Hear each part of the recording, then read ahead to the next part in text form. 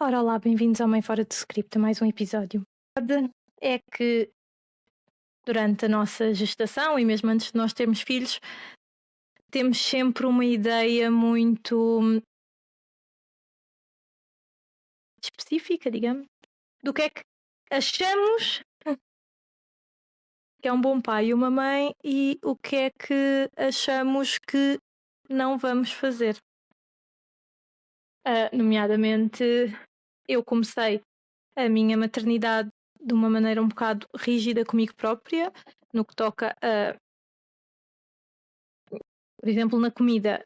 A introdução alimentar do meu filho foi feita toda sempre do zero. Ele não comia sequer papas compradas. Aquelas papas da Nestlé, do que quer que seja.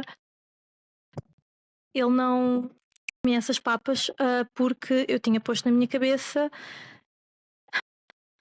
que, por muito boa que fosse, que não tivesse açúcar, que isto e com aquilo, era melhor para ele, de facto é, fazer tudo do zero. Ou seja, fazia papas, eu congelava, eu fazia iogurtes, eu fazia tudo. E depois, quando ele tinha 8 meses, eu tive de voltar a trabalhar. Isto para dizer que esta pressão que eu pus em mim para ser perfeita só me desgastou. Eu não acho que hoje em dia consigo relativizar muita coisa. O meu filho, como é que eu ia te explicar? Eu antes de ser mãe dizia, o meu filho não vai ver ecrãs. E verdade seja dita, não vê ecrãs, não vê telemóvel, não vê tablet, não vê nada do género. Por exemplo, com a televisão, eu não tenho problemas com a televisão, não lhe meto televisão para ele ver e ele normalmente está aqui em casa a brincar. Se a televisão estiver acesa, ele não olha sequer para a televisão, ele está ali a brincar aqui nesta zona, eu estou a brincar com ele. Normalmente nós só ligamos a televisão mais ao final do dia e ele não liga. Mas eu confesso que o meu filho, com 9 meses, viu televisão. E via televisão num aspecto muito específico. Via as frutas dançantes quando eu lhe tinha de cortar as unhas, porque eu não lhe conseguia cortar as unhas de maneira nenhuma. Eu só continuo a ser completamente contra ecrãs para comer, para isto e para aquilo, com o meu filho. É como vocês quiserem, atenção. Tudo o que eu digo aqui são pressões que eu meto em mim própria e não nos outros. Mas pronto, digamos, nós fizemos consultas de introdução alimentar, fizemos essas coisas todas. O meu filho só usa. Eu tinha dito que ele só ia usar calçado barefoot, e a verdade seja dita é que ele também tem calçado que não é barefoot. Tentamos que ele não use tanto. Normalmente a maior parte do calçado dele é barefoot e adaptado e todo, mas de vez em quando, para sair uma coisa ou outra, ele usa outros sapatos. E hoje em dia eu acho que isso não é o fim do mundo. Há 2 anos atrás, quando estava grávida, eu teria dito não vou fazer isso sequer, nem sequer vou aceitar essas coisas e não vou usar. E quem diz calçado barefoot diz montes de coisas, a alimentação. Pronto, eu tinha decidido certas coisas que não iam acontecer, que hoje acontecem. O meu filho já teve as suas primeiras birras nos últimos tempos, eu dei por mim a negociar com um terrorista. É literalmente o que é. Coisas que eu disse que não ia fazer. Mas é isso. Eu era uma mãe muito melhor, eu acho que todas nós éramos, antes de ter filhos. Tínhamos um ideal do tipo de mãe que íamos ser. E, em certa parte, eu segui esse ideal e muitas coisas. Não vi, mas 8 meses, quando eu voltei a trabalhar, eu tive de relativizar a alimentação do meu filho. Eu tive de relativizar muita coisa. Nós começámos a usar papa industrializada, digamos, sempre sem açúcar. Isso é uma coisa que eu continuo a ter super cuidado. Muita gente diz-me: mas sim, nós até 1 ano, não, ou até aos 2 anos, tínhamos muito cuidado com o açúcar. Mas depois eu pergunto: então, mas ele comia isto ou aquilo? Eles dizem-me que sim, que são coisas que tinham açúcar, porque lá está, a maioria das pessoas não sabe que muitos produtos que dizem que são para bebés têm montes de açúcar. As pessoas acham que, pronto, não estou a adicionar açúcar à alimentação, então não lhe estou a dar açúcar. O que acho que cada vez mais as pessoas estão a perceber que não é bem assim, que muitas coisas já trazem açúcar, e isso nós somos bastante. Eu não diria rígidos. Neste momento, a nossa ideologia, digamos, é fazer o melhor que conseguimos em casa. Eu nunca vou conseguir evitar que o meu filho vá a um restaurante e esteja uma televisão a dar e que ele não olhe. Eu não vou conseguir evitar que esteja alguém com um telemóvel ao lado do meu filho, se estivermos num sítio que eu não o possa tirar, e que ele não vá olhar para esse telemóvel. Coisas. Eu acabei por relativizar mais. Neste momento ele já tem 1 ano e meio. Nós fomos à casa de uns amigos, eles não tinham pão para ele, só tinham uns croissants, brioches, que têm açúcar. Mas o meu filho estava com outras crianças, estava a ver as crianças todas a comer. E nesse dia nós deixámos-o comer meio croissant brioche. E eu sei que para muitas mães isto é o fim do mundo porque tem açúcar e o meu filho comeu isto antes dos 2 anos.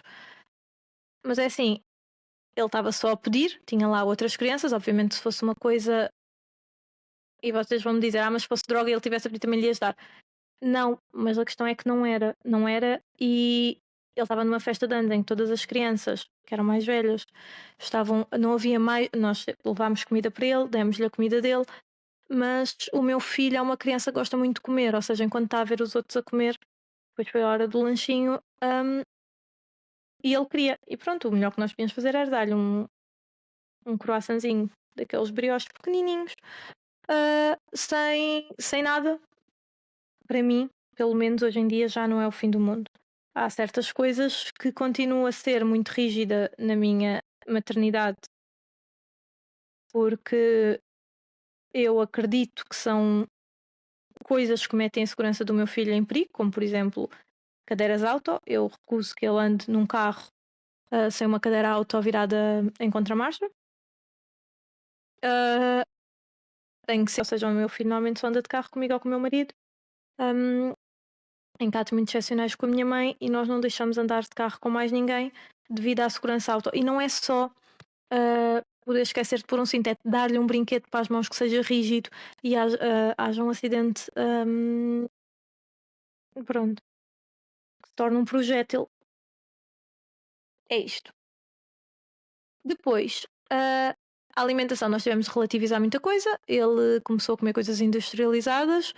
E com industrializadas comecei a comprar iogurtes de pacote naturais, só com leite, gordo e fermentos lácteos. Mas para mim isso foi logo um balde de água fria. Foi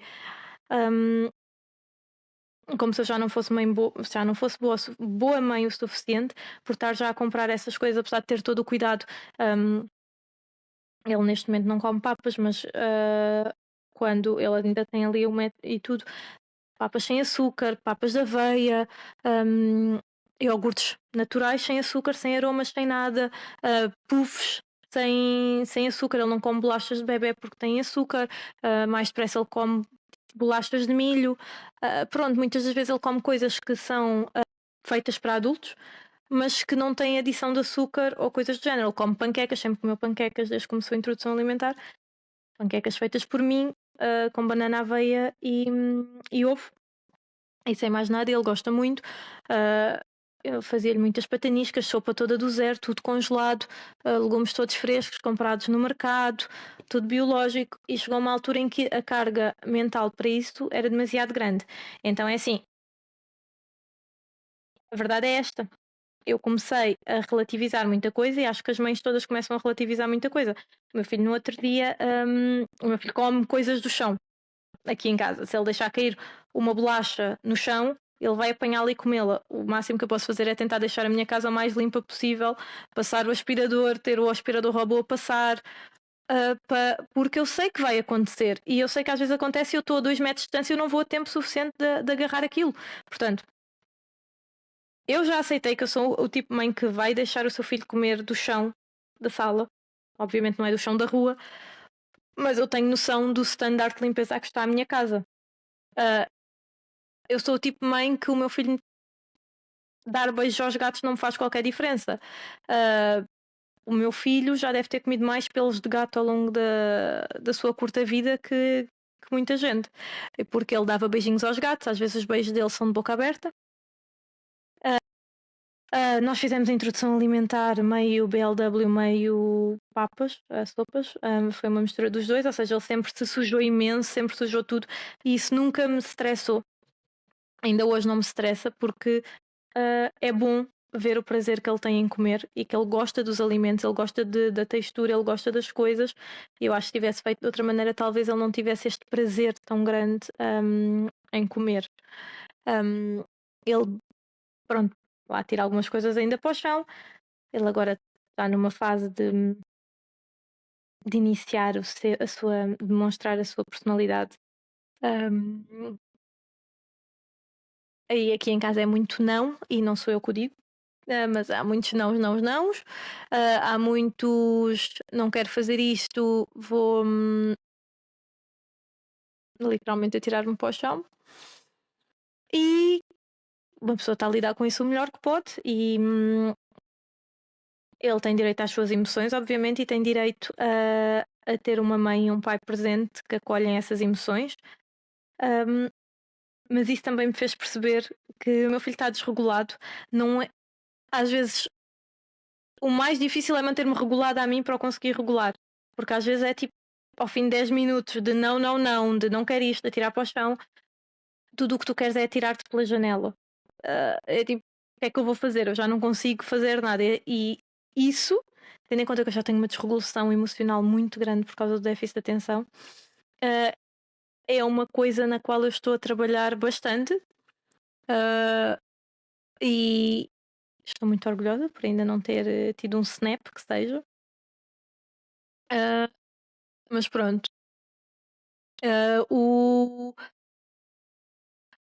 Coisas como o meu filho não vai beber água dos gatos, que já tentou, e eu vou tentar que ele não beba, obviamente, mas eu não garanto. Eu sou de seguro.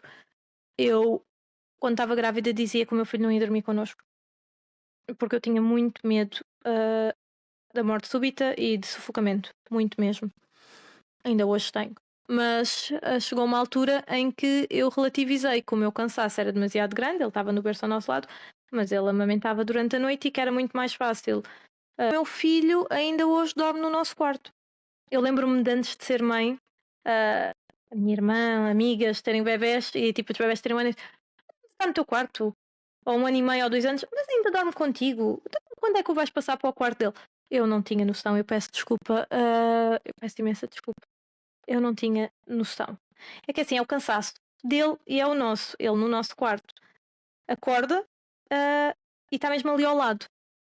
No quarto dele teria de ir dar uma volta gigante, para despertar completamente. Eu sou uma pessoa que se desperta não volta a adormecer. Tem dificuldade a adormecer.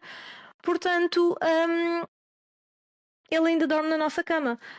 Coisas como, por exemplo, eu achava que isto é uma coisa boa que aconteceu.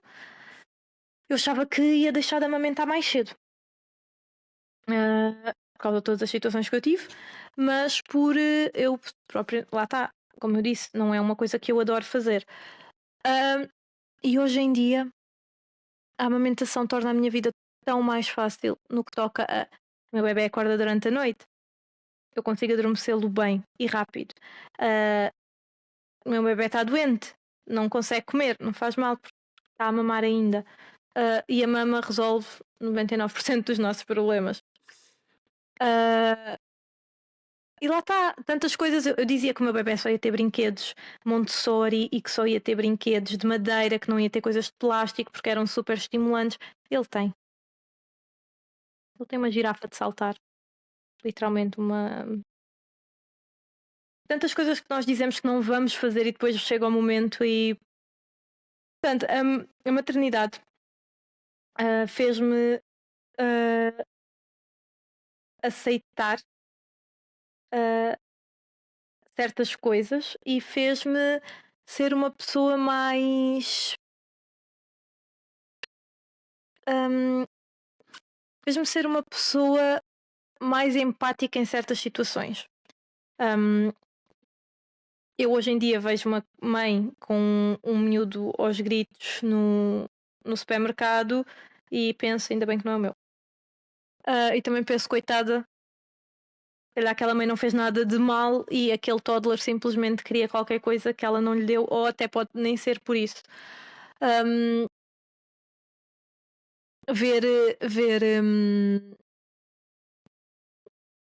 a pessoas a. Atenção, isto desde que a vida de uma criança não esteja em perigo, claro, mas eu refiro mais pequenas coisas, a ver pais.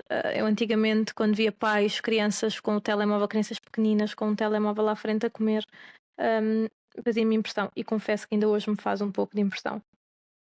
Mas já tive situações no meu círculo que me fizeram perceber que às vezes um, esses pais sentem que não têm saída e é um mecanismo para que a criança consiga comer.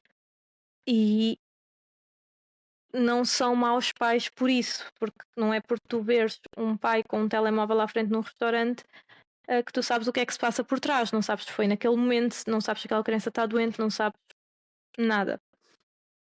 Confesso que ainda me faz impressão e que julgo bastante. Por exemplo, um pai ir com uma criança para o parque ou uma mãe ir com uma criança para o parque e a criança estar no parque lá dentro, porque principalmente crianças pequenas, fecharem o portãozinho e sentarem-se cá fora e estarem ao telemóvel e nem olharem para a criança. Essas coisas continuam a fazer confusão e eu acho que aí a maternidade tornou-me mais judgy, porque eu penso como é que uma pessoa consegue fazer estas coisas. A maternidade foi mesmo um balde de água fria no que toca a estas coisas. Toda a gente diz: espera até ser o teu altura que vais ver se fazes ou não fazes. E há coisas que eu não faço. E há coisas que me disseram sobre isto que é tipo de género: não, não vai acontecer. Espera lá a ver se vais dar uma sova ao teu filho. Não, eu não vou dar uma sova ao meu filho. Uh, quer dizer, eu só tenho um ponto que eu acho que me passaria e que sempre foi um medo meu em ter um filho, que era descobrir que o meu filho fez mal a outra pessoa ou um animal. Eu acho que era o único ponto que me pode fazer perder a cabeça e, e bater-lhe. Eu acho que é a única coisa. Portanto, pequenas, eu acho que isso sim seria um ponto que eu não responderia por mim. Mas tudo o resto, vais ver, se o teu filho não comer, vais ver o que é que vai acontecer. Se o meu filho não comer, ele não come. Ele come depois. Nós estamos a tentar que ele tenha uma boa relação com a comida. E é assim, nós também estamos a ensiná-lo a compreender os sinais do seu corpo. Ou seja, ele já não tem fome, ele não tem de comer o resto que está no prato para acabar o prato. Eu tenho um marido que ainda hoje em dia limpa sempre o prato. E limpa o meu também. Porque eu com a crença de que nada pode ir para desperdício, ou seja, não importa se o prato dele está cheio, se está. Às vezes ele nem tem fome e ele acaba o prato porque cresceu com aquela coisa do tens de limpar o prato. E eu não consigo limpar um prato porque eu cresci da mesma maneira, mas eu sempre fui muito do contra, então eu sempre deixava nem que fosse uma garfada. Mesmo quando adoro a comida, epá, conscientemente fica sempre alguma coisa no prato. Inconscientemente, às vezes é tipo, não sei, mas eu já reparei nisso também, fica sempre alguma coisa. E isso é porque também cresci com a mesma mentalidade, mas eu sempre fui do contra. Ou seja, afetou-o de uma maneira, afetou-me a mim de outra maneira. E lá está, eu não quero que o meu filho veja doces como uma recompensa e vou tentar ao máximo não fazer isso, mas eu não garanto que ele com 4 anos a fazer alguma coisa não prometa um gelado em troca de outra coisa qualquer. Lá está, nós estamos a negociar com terroristas. E às vezes temos de fazer certas coisas. Portanto, tudo o que eu sei é que a minha maternidade está definida em está vivo, está limpo, ou semi-limpo, pronto, não é? É um bebê, não vai ficar sempre limpo. Tem banho tomado e está saudável, então estamos felizes. Porque O mais importante é que ele esteja bem, saudável, hum, feliz, de preferência. O meu filho uma criança super sorridente. Coisa, espero estar a fazer bem. Eu sei que nós vamos traumatizá-los sempre, independentemente do que façamos. Se não é por uma coisa, é por outra. Mas às vezes penso nas coisas que eu dizia e que. Pois, coitadinha, não sabia mesmo do que estava a falar. Não sabia mesmo que ia dar de mamar deitada na cama, que ia dar de mamar sempre que o seu filho pedisse. Não sabia que ia negociar com o terrorista ao ponto de lhe dar, se ele não quer aquela garrafa, se ele não quer a garrafa verde, vai a garrafa azul, porque às vezes para nós não parece nada, mas se ele não quer beber da garrafa verde, também não me custa nada dar-lhe a garrafa azul. A verdade é essa. E há guerras que eu não vou comprar. Há guerras que eu compro. Atenção. Principalmente se for questão de o ensinar a fazer coisas. Nós não deixamos o nosso filho fazer tudo o que quer porque quer, à hora que quer. E eu não acredito que isso seja educação positiva. Eu acredito que isso é não ter o trabalho de educar. É tipo, faz o que quer quando quiseres. E ele é pequenino e nós já lhe estamos a ensinar o não e a ensinar o que é que ele pode fazer ou o que não pode fazer. Eu acho que é fantástico nós termos gatos. Porque, não só porque eu os adoro, mas porque eles, se não quer que tu lhe toques, tu não lhe vais tocar. Quer seja por ele te levantar a pata, quer seja por ele fugir, portanto ele ensina-te muito bem consentimento.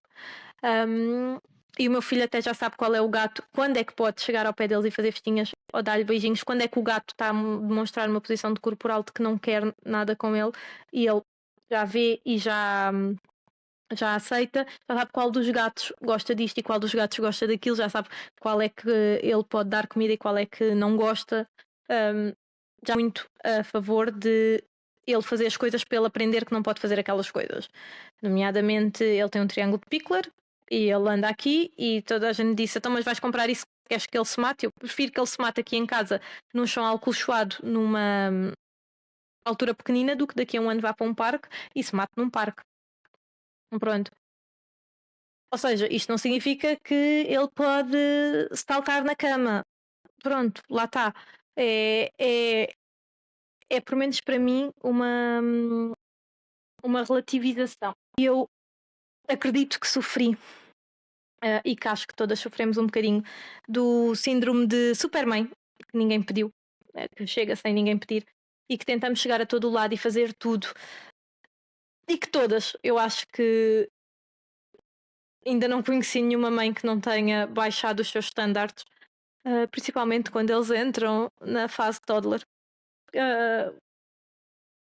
E os nossos toddlers ficam ali na lama, está vivo, está saudável, está a comer, está bem. Pronto. E pronto, é isso. Digam-me, deixem nos comentários o que é que. Qual foi o vosso standard que foi completamente pela janela depois de serem mães. Porque eu acredito completamente pela janela, ou que baixaram, pelo menos. Coisas que acreditavam que conseguiam fazer ou que nunca iriam fazer e que queriam que seja que o vosso filho ia ser aquilo e que não foi, que vocês acabaram por relativizar também. E se isso afetam em alguma coisa a vossa saúde mental. Bem-vindas. Este foi o Mãe Fora do Script e até ao próximo episódio.